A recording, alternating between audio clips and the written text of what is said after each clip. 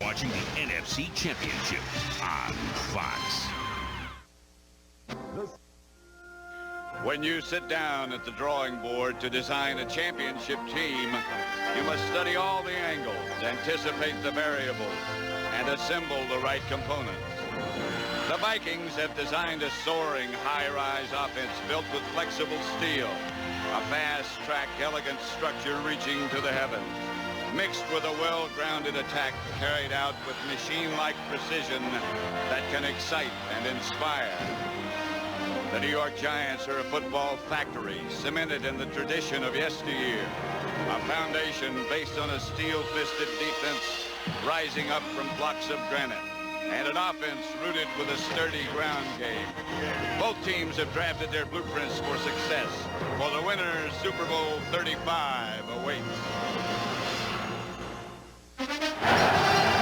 Welcome to Bleeding Blue 2000 NFC Championship game today. This is a show about the history of the New York Football Giants. My name is Justin Pennick, alongside one of my best friends in the world, Nicky Snacks. That's me. How are you? Really good. How are you? I'm good.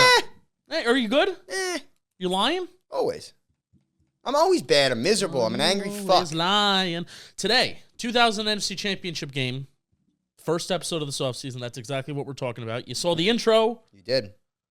Intro of the broadcast, Fox broadcast. Rest in peace, John Madden. Yes, rest in peace, John Madden. Boom. That's also partially why I wanted to do this game. Now, it was 2000 NFC Championship game. That was decided before John Madden passed. Correct. It was. But one of the benefits of doing this game is now we get to relive. There's actually a John Madden point about, he talks about throwing the ball, which we'll get into that. We're going to get into that. But, so Snacks, origin of your Giants fandom.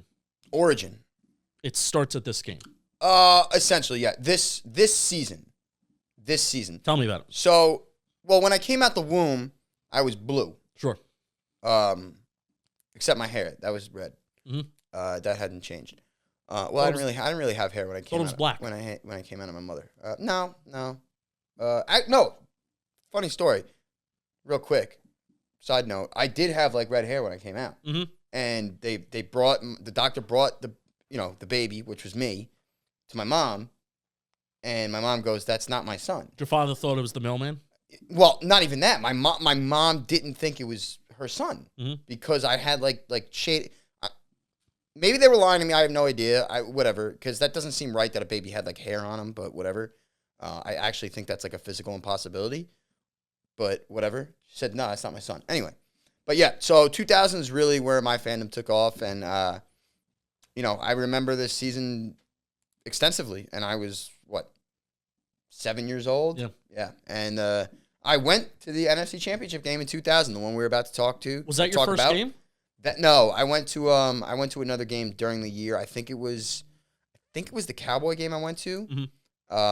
And then we went. I think my dad got tickets through the company he was working for, and we went. And it was as deafening of an experience as a young kid could ever imagine. And from there, as you guys know me, I am a sadistic, psychotic human being, and I blame the 41-0 Giants over the Vikings 2000 NFC Championship game for it. It set a bar. Yeah, it set a big bar that could not be reached. Yeah, and then two weeks later, I'm crying in my grandpa's arms because we get blown out by the Ravens, which shouldn't have happened. That game is still under protest because Ray Lewis is a murderer. But anyway. We don't talk about bad things on this. No, you're right. This is the good times. We don't talk about bad things. Yeah, so atmosphere of the game. LT, Harry Carson are out there, kind of like when they did the introductions for the Giants and like guys who run out of the tunnel. They don't do that anymore. Yeah, but which is dumb. LT and Harry Carson are out there, and then they're not just out there like pregame. They're there for a coin toss. You see LT after a good defensive stop, like on the sideline. He's like clapping it up on the sideline. I'm like, he's like there. Yeah, he was like coaching these guys up. He was like a cheerleader on the sideline, like slapping these guys on the ass and pumping them up. They were out there for the coin toss too. Yeah, which that's naturally like yeah. LT Harry Carson being a part of the pregame stuff, right? Them being out there for the coin toss, great. But them being on the sideline, yeah, and they were like just as pumped as the players were. Yeah. It was just overall such a very cool experience and. what cracks me up the most, I just want to get this out of the way real quick. So the final score, as everybody knows, was 41-0. And the Vikings were -1. They were a 1-point favorite in this game. They didn't cover, obviously. You know what the over-under was? Oh, this should be fun. 41.5. It's pretty low. Well, very low. 2,000, yeah. Yeah.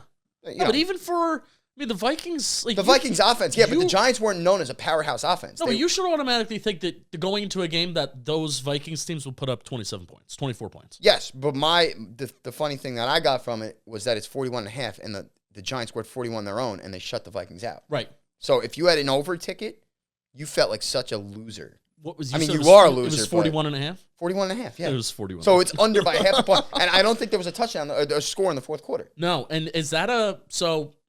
We're gonna get to this. Is that a critique that you have? We'll get to that. We'll get to that. Okay. So that's pregame. Atmosphere's awesome. Yeah, the parking lot, everything was great because obviously, this is where I get my tailgating roots from. That we went early. We grilled. My dad had some friends there. It was very cool, and everybody was just. The whole parking lot was just screaming and yelling the whole time. It was cold. It was frigid. I wasn't able to drink then. I will say, wasn't that windy? And they talked about that numerous times on the broadcast. Yes, correct. It was not that windy, but you always in the parking lot of the Meadowlands. There's always wind. It's always worse than. No matter what, it could be 100 degrees in September on week 1, the home opener, and there'll still be some wind somehow, some way. Old Giant Stadium is windier than MetLife, yes. Which that's just a fact. Well, that's also Jimmy Hoffa's remains just circling around the building. But the parking lot is always windier than the actual stadium. Yes, always. It's an open land in the swamps of Jersey, literally. True. So, all right, the approach of the game. John Fox. Now, this is in our Ernie Palladino book. Mm-hmm. If These Walls Could Talk, which I forgot. I'm a fraud. I'm a bad guy. You suck. I wanted to have it right here because even though we're not specifically talking about it, I'd love to just have it out. Yeah. Because it's like a book that started the show. It is. That's true. Really. So we read that book in the offseason of 2019, If These Walls Could Talk. And one of the stories that comes from that book is John Fox had a dream, defense coordinator for the Giants. He had a dream that they shut out the Vikings. And Ernie Accorsi was shitting himself about how nervous he was for this game. And I think John Fox goes up to Ernie Accorsi. He says, they're not going to score a single point. Ernie Accorsi's like, you're fucking crazy. Yeah. Remember, this Vikings offense was ridiculous. Yes. Culpepper had a career year. He had Randy Moss, Chris Carter. Yeah. What was the running back? Smith. Ron Smith. Running back was a little hurt. He did not have a very good game, but none of them had a good game. No, none of them did. And John Madden was actually ripping apart the Vikings offense a little bit about how some guys just don't run routes, and that was apparent. But this Giants defense did have a very good effort. And in fairness, that game was over after the first 5 minutes. And Sean Payton, offensive coordinator for the Giants. What a crew. I was just gonna say, what a staff. What a crew. You had 2 Super Bowl winners. Yeah. And that's it. John Fox with our good friend Animals Broncos, and Sean Payton with the overrated Saints. So the Air Force attack. That was the coinage. Air Force attack. Sean Payton, Kerry Collins. They talked about it. It's kind of crazy how they talked about it all week, saying that we are going to throw the ball. Yeah. And then they just did. Because they just went out there and they threw the ball. They threw the ball. The Giants were a running football team. Yeah. And let's get right into it because I have this in my notes. The first drive. Yep. It was 4 plays. And John Madden, he was surprised right away. The first play, 13 yards to Toomer. Yep. Next play, 9 yards to Toomer. All through the air. Then they run a 3-yard run with number 21. Yep. We're not going to mention his name. And then right from there, 46-yard touchdown out of Hilliard. Yep. They came out gunslinging. Can I say something? Of course you can. So Snacks and I agreed that we're going to do our awards just sporadically as they come up. Yes. We're not going to have a segment at the end. Sporadically as they come up. Which we did last year for the games that we watched. It takes too much time. It takes too much time. So what we did on Bleeding Blue when I did it with David Powis is we did who gets the game ball and then the Giant shithead of the week. Yes. And then plus I also have some other funny awards too. You know who's getting my game ball? Monty Toomer. Yes. Wow. Yeah. You want to know why? It's a surprising pick because Ike Hilliard had a much better statistical game. He did. Wait till you hear who my game ball is. It doesn't even make sense, but why does Monty Toomer get the game ball? Because even John Madden said it on the broadcast. Monty Toomer was banged up all week, didn't even practice. Couldn't move. Barely could move. He could barely move. And that first drive when he caught the first 2 passes, Madden's like, I'm surprised Amani Toomer's even out there. He's productive. He's getting open. He's running his routes like he normally does. This is a total shock to me, Pat. Blah, blah, blah, blah, blah.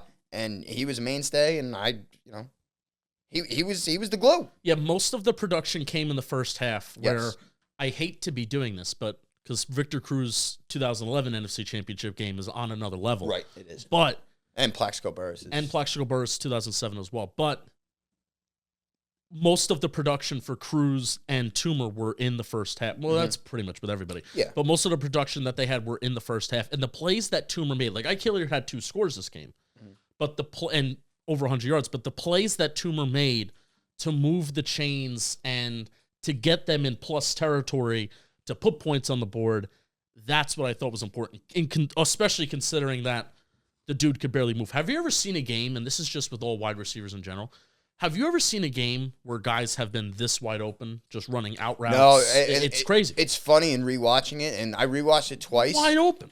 Everybody was open. At all times, there was always somebody open. And the offensive line that consisted of Lomas Brown, Glenn Parker, Dusty Ziegler, Ron Stone, and Luke Pettigrew, Collins he had all day to throw all game long. It was I don't you know what? The Vikings didn't even show up, honestly. No. And after the first touchdown, I think this is when the game was over. Yeah.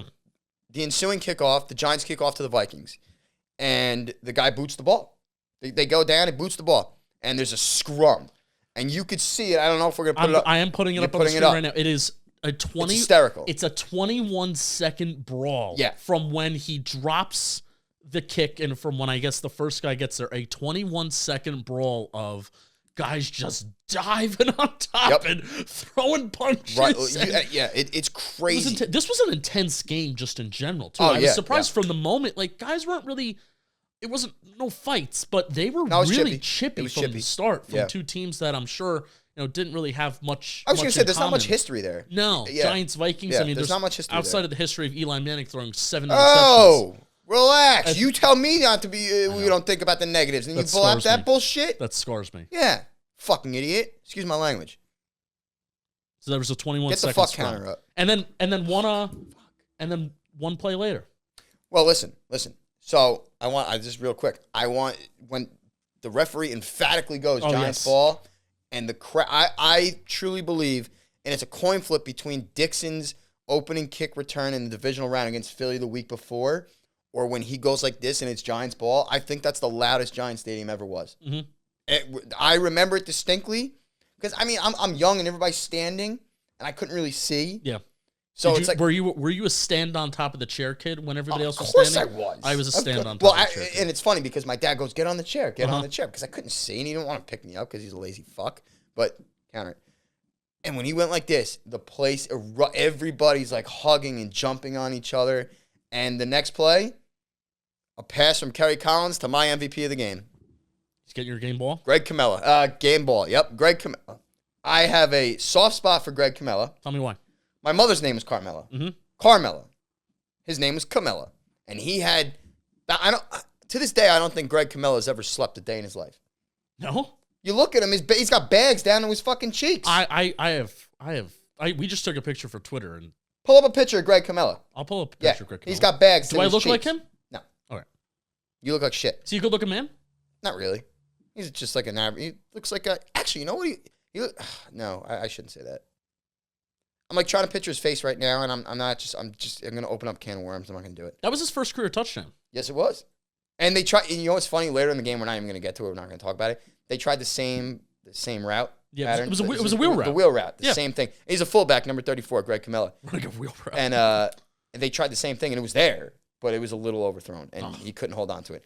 But yeah, so my game ball goes to Greg Camella simply because my mother's name was Carmela, and I always had a soft spot for Greg Camella, and seeing him get his first touchdown, which, honestly, the game-winning touchdown was Ike Hilliard's 2 minutes into the game. Yeah. Because they didn't score a point.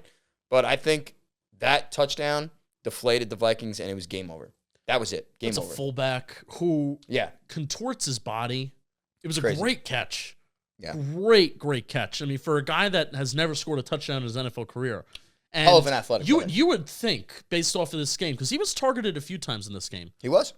you would think that he was a part of the offense. And from my understanding, he wasn't necessarily like No. So I have an award to give. Oh, okay. I'm going to give the Great Camelo Award. Who gets the Great Camelo Award?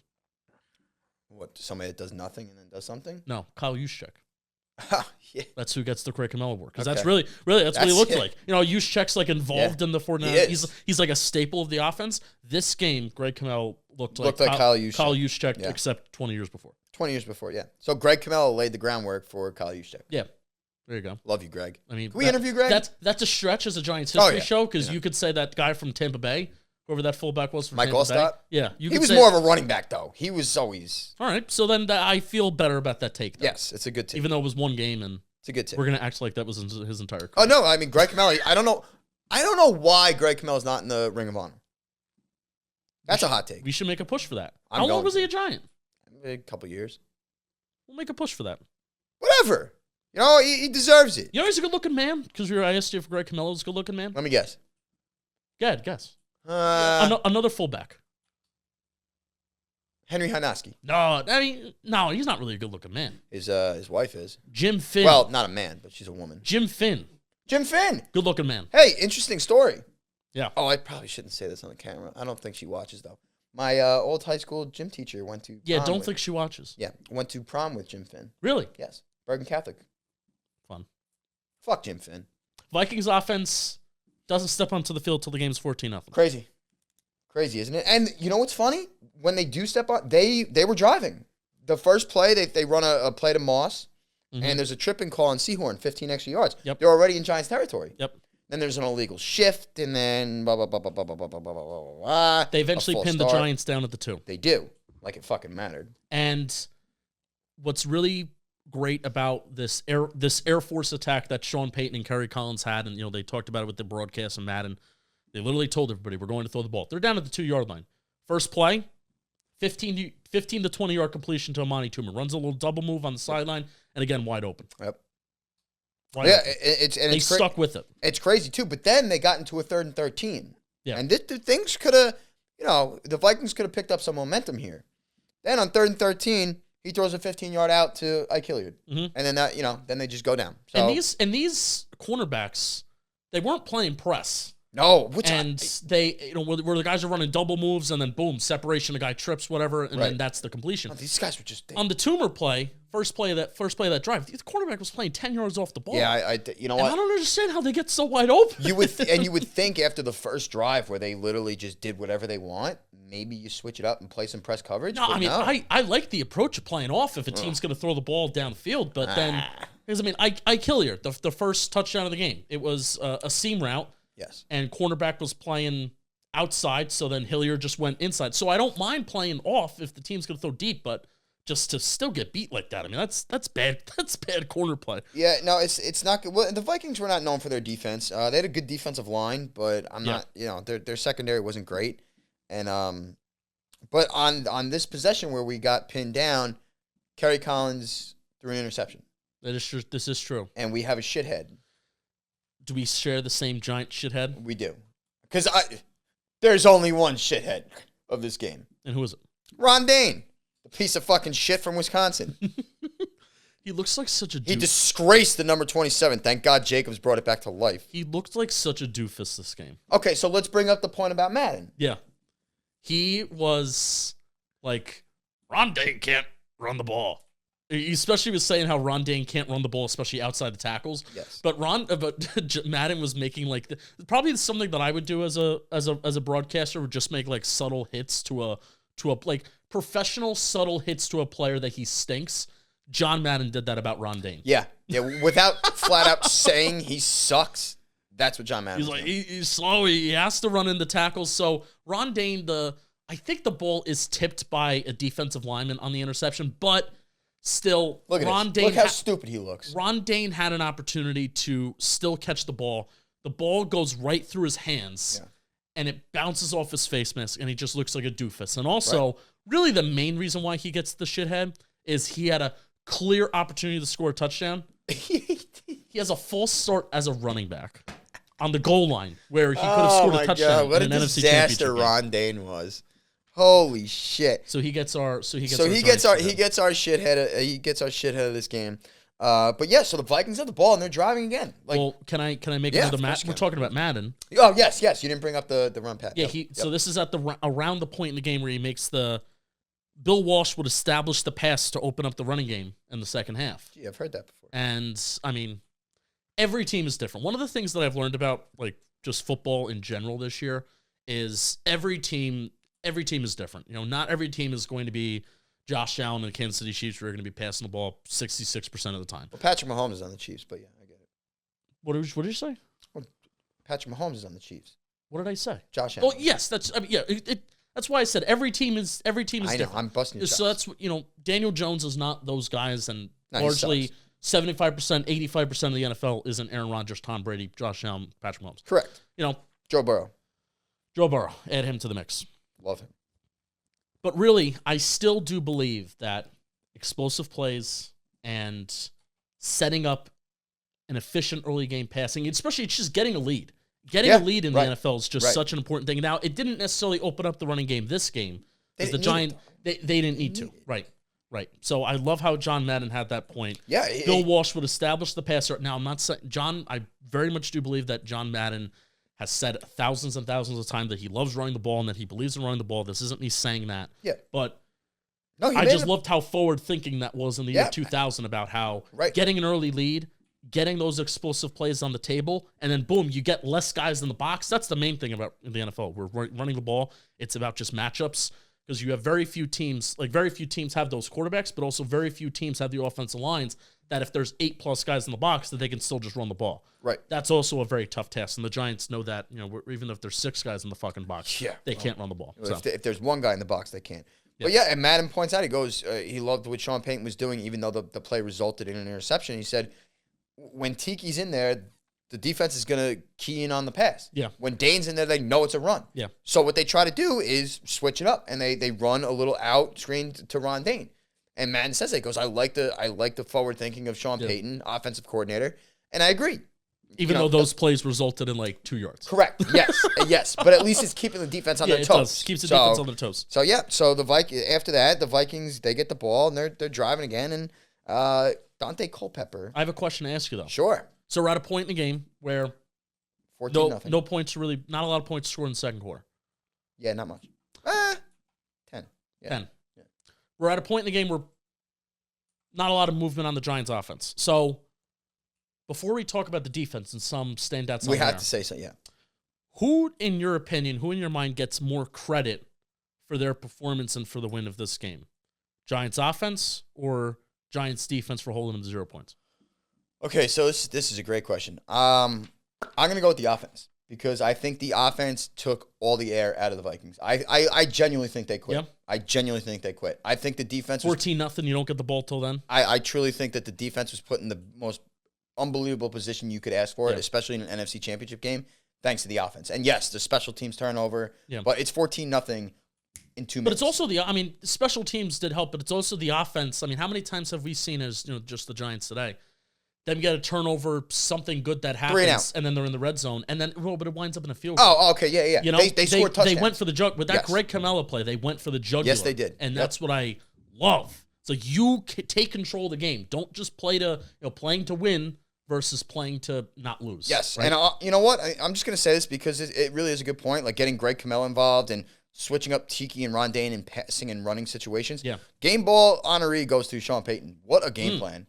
What a game plan. As offensive, and I know Fossil is an offensive guy, but that was Sean Payton calling the plays. That was his game plan, and honorary game ball. That is incredible. And you know what? It's crazy to me that we had both those guys on our staff, and it's clear why Sean Payton is still, to this day, 21 years later, a great head coach. So we're in the second quarter. You mentioned the Vikings are driving, right? Yes. Is Vikings this an Emmanuel McDaniel Dante Culpepper throws in a double coverage into the end zone, which doesn't make any sense at all. I don't know what and this is why I think they mailed it in. Mm-hmm. They mailed it in. And Emmanuel McDaniel, probably the best name in Giants history. It's a fantastic name. Emmanuel McDaniel. He had 6 interceptions in 2000. He was a good ball player. He wasn't like a lockdown corner, but he was a good ball player. I think Madden mentioned that he was a slot corner. So you have Seahorn on the outside, Emmanuel McDaniel in the slot. And then who was number 41? Dave Thomas. Dave Thomas. There we go. Dave Thomas. I don't know if he was number 41. Is that a safety or a corner number? That's a safety number. No, it could be. Was either. Terrence Newman 41? Yeah, he was a corner. And Captain Munnerlyn, random corner who I just remembered. Captain Munnerlyn. Wow. He was on the Vikings. And Dominic the Panthers. Rogers Cromartie was 41. 41. Okay, so maybe it is corner number. So Dave Thomas, I'm just going to go with that he's a corner. So he had those three corners in 2000. Yep. Jason Sehorn, Emmanuel McDaniel, Dave Thomas. And, okay, so now we move on to the second quarter, and, the Giants get the ball. Now it starts to get really boring. We're going to go into a little... But this is where the defense stands out more. This is where I wanted to point... Okay, so I forget the sideline reporter's name, but this is in the second quarter, and he's talking about Michael Barrow. Michael Barrow was a very good linebacker for the Giants. He was a tackling machine. He got a sack. He did get a sack. And the sideline reporter was talking about Michael Barrow writes... his 3 laws of the game beforehand. Found it to be hilarious. Great. I think you have to help me out with the first one because... So the 3 laws that he would write are about defensive aggressive, play tough, play aggressive, tackle, wrap up, explode through the back, and get to the ball, quote unquote, no excuses. Yeah. Those were his 3 rules. So what I want you to do now, Michael Barrow would have his 3 laws that he would write. Yeah. Every game, which I love that. Yeah. I wish that they were more intense. They're standard. Fucking things. demolish somebody, take this guy's head off. Yeah, kill them. Yeah, that I wish. So I want you to write your 3 laws before every Giants game. That's what I want. Before I watch a Giants game. Yeah, that's what I want you to do from now on. I feel like that's a great. I feel like that's. I know my laws. I can tell you right now. That's great for content. Okay, I'll do it. Sure. Simple. Because you feel like you're part of the game. No, I don't feel it. You are. Excuse me. Fucking idiot. So that's what I want you to do from now on. Yeah, I will. That's what I want you to do from now on. Well, I got to wait fucking 8 months for the season to be over after September. Anyway, however, Keith Hamilton, the hammer, strongest man on the football field. He is something. He really is. This was one of the first games that I really watched from start to finish where he was involved. Yeah, and you've talked about how much you've loved him in the past. He led the team in sacks that year. I know. It's crazy with Michael Strahan in his 7th year in his prime. Yep.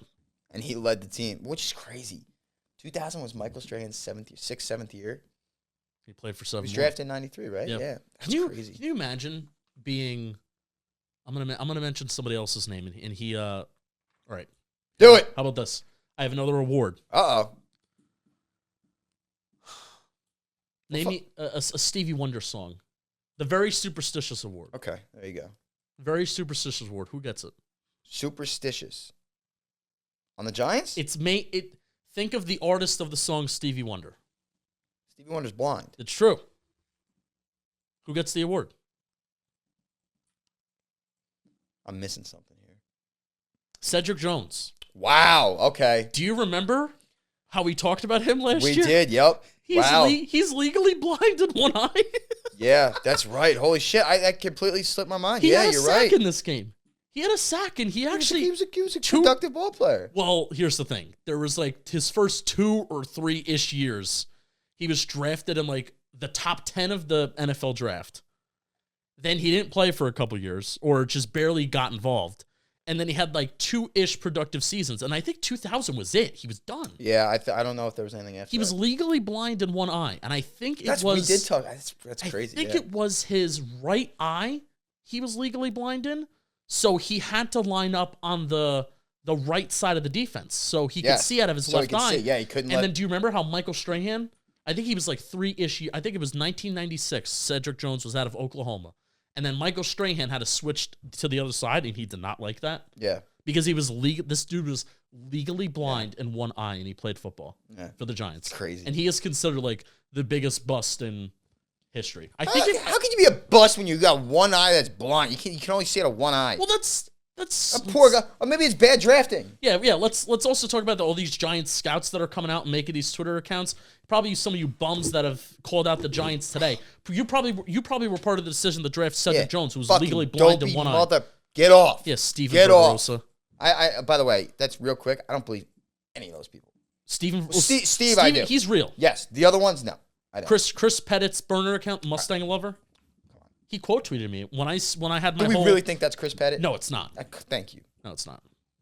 Anyway, all right. There's really not. Do you have any other awards to give out? I gave out my blind man award. Yeah, let's. I'm trying to think of a word for underrated player of 2000, and especially the game. Well, not really, but he caught a touchdown. Joe Jaravicious. He had 2 catches this game. Yes, one was a touchdown. 8-yard touchdown. 2 very good catches. One was like on a 3rd down. It was a little bit of a juggling effort, I think. Joe Jaravicious was a good ball player.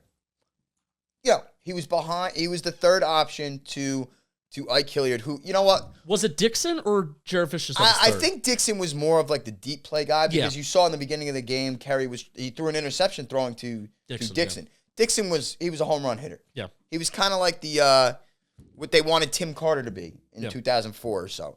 I have another award. I just wrote it down.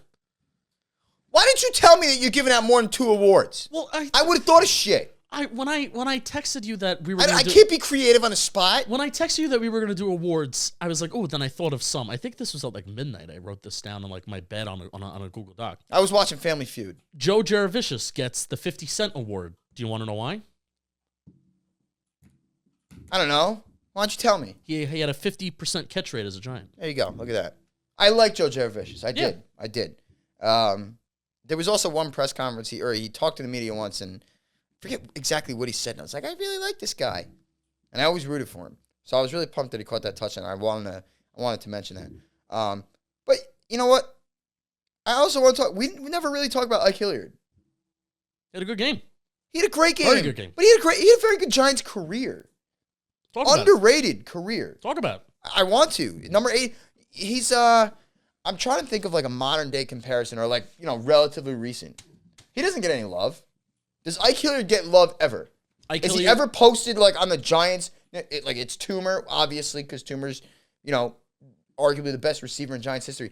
But Ike Hilliard was around and he put up great numbers for years. Better than Steve Smith. So yes. That's an unfair comparison. I think he's better than Steve Smith. Okay. You disagree? No, longevity, and I'm waiting to hear you out. I think longevity, Ike Hilliard does not get enough credit. He truly does not. Well, Ike Hilliard leaving also left the door open for Plaxico Burress. That's also a talking point. Yeah, that is true, and I would rather Plax obviously made more of an impact, but I see all these players that get promoted by the Giants, that get talked about the Giants on Giants Twitter and their personal pages. Even when it's his birthday, I don't know when it is, I have never once seen Ike Hilliard be talked about. All right, put it out there. I'm going to because I also have an Ike Hilliard jersey. Really? I do, yeah. Wow. I liked Ike. It doesn't make sense to me. He was a productive. He was a very good wide receiver for the Giants. Yeah. He was a perfect complementary receiver to Amani Toomer for years. Yep. For years. Yeah. And he just doesn't get any love. They still celebrate Steve Smith.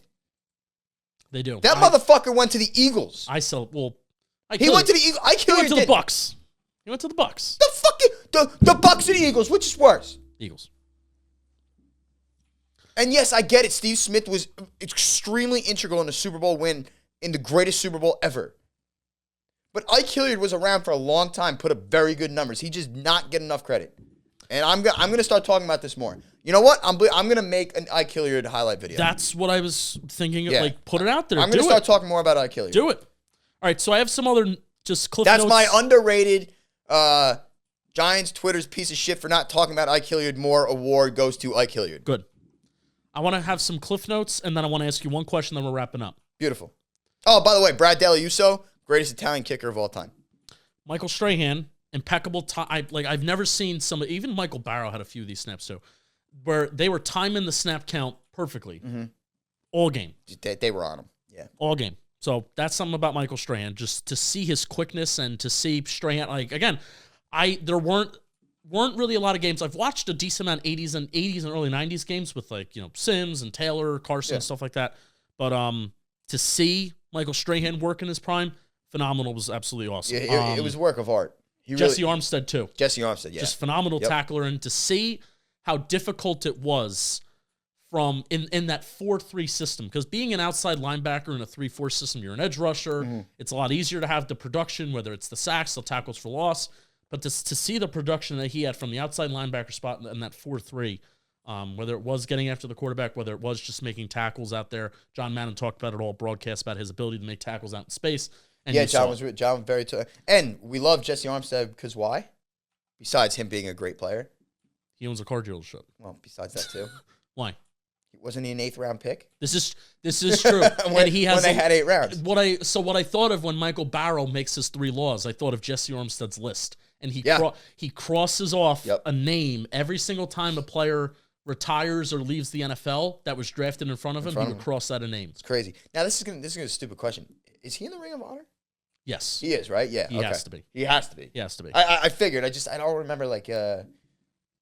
Maybe I wasn't there. That's probably why. Dave Thomas had a really good hit. I'm putting it up on the screen right now. Dave Thomas. Boom. Wow, look at that hit. I have a question. Yes, what's your question? Oh, and real quick, before you get to that question, just because his son is a stupid piece of shit, and I hope he sells the team, but they looked at the owner of the Vikings when it was, I think it was like 31-0 or something like that, and he's like so miserable. And then they went over to Wellington Mara, who was sitting with, at the time, New York City Mayor Rudy Giuliani, and Wellington's face, he's just bubbling, smiling. And I wrote, like, seeing Wellington Mara happy and smiling, and I wrote a little heart after they showed Vikings owner pissed. Yeah. So I wanted to just put that out there. What's your question, buddy? One final question. Yes. It's been a good app. Madden and Summerall were talking about Rondé Barber. Fuck him. And he was a free agent, apparently, after the 2000 season. And he was possibly linked to the Giants. I know. Would you have wanted Rondé Barber to come to the Giants and be a New York Giant? At that time? Yes. Of course. I think that would have been really cool. Would have been sick. At the time, Rondé Barber was one of the best cornerbacks in football. Well, maybe not one of the best yet, but he was damn good. It would have been dope. And why? I thought we agreed not to mention his name. I mentioned Rondé Barber. No, you said the guy's name's brother. You said who his brother is. Well, I mentioned it. You didn't. You may have some apologizing to Tiki Barber. We'll get to that in another episode. All right, that's going to be an episode. That's first episode, 2000 NFC Championship game. That is actually how you ended every single episode last year. I'm going to do it again. You're going to do it again. Thanks for watching. Keep on bleeding blue and snacks. Fuck Tiki Barber.